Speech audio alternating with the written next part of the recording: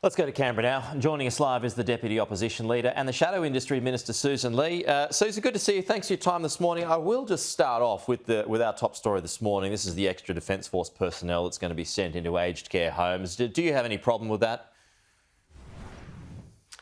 Good morning, Pete. No, but we need to be careful that we keep track of the number of vaccinations in aged care. Now, the previous government set up the implementation of the ADF in aged care, and that was a good thing, and it remains a good thing. But what I'm concerned about is that the vaccination rates are falling. And I'm hearing anecdotally from aged care centres where residents have not had their fourth booster, and that's not good enough. So where's the government's plan and explanation for exactly how many people have been vaccinated within our aged care system, and when are they going to finally get those fourth boosters, if not already? That's the key and critical issue when it comes to aged care at this point in time. OK, $1.3 billion in manufacturing projects have stalled pending a Labor review into cost effectiveness. What are your concerns about that? Pete, there's alarm bells ringing across Australia about this, because this is a jobs and manufacturing and critical industries issue. Now, I've spoken to manufacturers who have within the $1.3 billion modern manufacturing initiative in critical areas such as food security, such as defence, such as vaccinations, not heard from this government about the commitments that were made to them.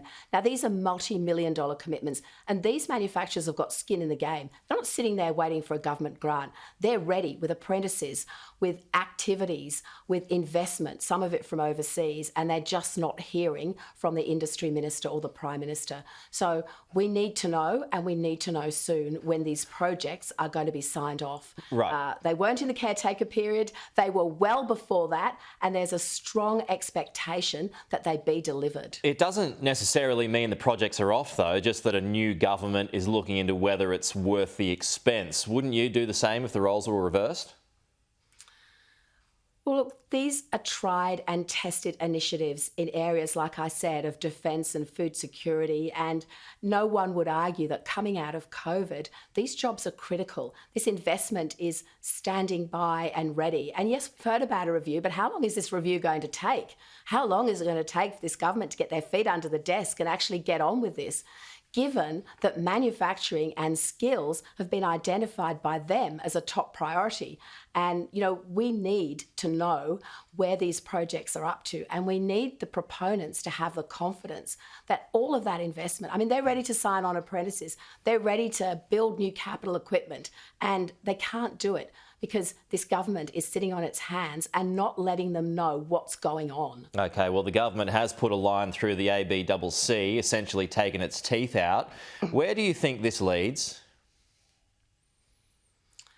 Well, the last time this happened, the number of working days lost on job sites more than tripled. That was in 2011-12 under Bill Shorten, and I remember it well. I was in the Parliament.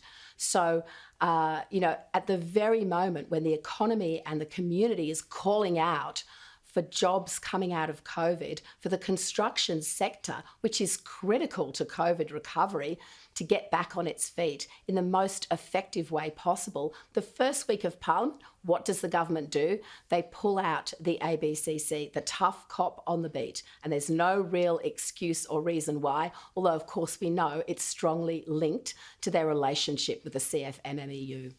The powers, though, will be shared between the Fair Work Ombudsman and the state-based health and safety regulators, so won't they just do the same job? Well, they're not set up to do that job. The ABCC is actually set up to be the tough cop on the beat, and the evidence is there.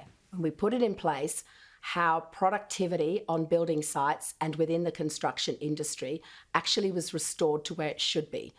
And to lose that competitiveness from a critical sector of manufacturing within the economy as we come out of COVID is absolutely crazy. And it's week one, and the government is doing something that actually creates a handbrake on productivity within the Australian economy. And by the way, anyone who's read some of the detail of the attacks on women on construction workplaces should absolutely want this independent cop to be there, because women have been targeted, and you know, we really know that the government should not be accepting that. So the ABCC is vital, absolutely vital on our building sites. Okay, Susan, last week a report into the state of the environment was released. Most sectors shown to be in deteriorating condition. As former Environment Minister, why did you sit on it and not release it before the election? Well, that's a Labor Party narrative. I received the report, I commissioned the report, appointed the authors, and it was well and truly within the statutory timeframes and guidelines, and not unusual at all in terms of the timing of its release, which was required 14 sitting days after being tabled. So had we been returned to government, I would similarly, or the new government would similarly have been releasing the report. But I'm proud of our record on the environment, and $1 billion to protect the reef, $100 million of ocean leadership, $200 million to recover from bushfires, all of the work we've done on threatened species. You know, I am very proud of our previous government's record on the environment, and it's there for all to see. And I'm interested, as I watch the new Environment Minister repackage our old measures and call them this government's. But they weren't, and I'm not going to get into the politics of this, but I am going to say that we absolutely did what we needed to do to protect our beautiful, fragile Australian environment. Well, the report says something completely different, though, that, as I said in the question, much of it is in a deteriorating condition. So how does that work with what you're saying? Well, it's reflecting a long period of time over the period of European settlement and the effect that that's had on our native wildlife. But one of the key things we did was act on feral animals, because if you look at the number one threat to our Australian native mammals, it is, of course, ferals, whether it be cats or foxes or any of the hard-hoofed animals that are damaging our environment. And if you check our record, you will see record investment on tackling those feral species. Okay, Susan Lee, we'll have to leave it there. Appreciate your time this morning. Talk to you again soon.